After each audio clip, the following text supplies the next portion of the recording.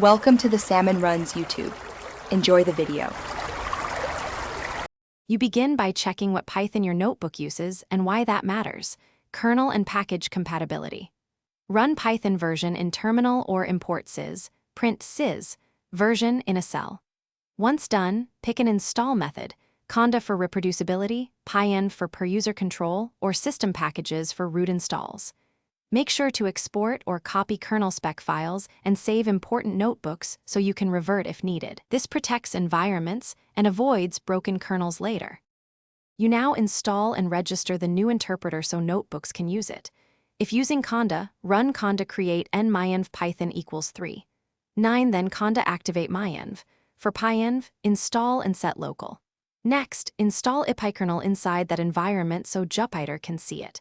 After that, run python m ipykernel install username equals myenv display name python 3.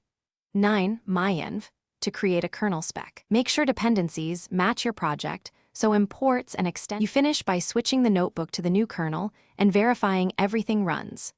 Open kernel, right arrow change kernel, and pick the freshly registered display name.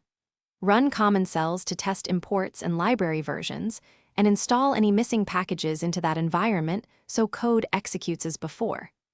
If the kernel doesn't start, inspect the kernel spec JSON for the executable path and reinstall ipykernel in the target environment. That single troubleshooting step fixes most broken kernel issues. Thanks for watching. Consider subscribing if we helped you.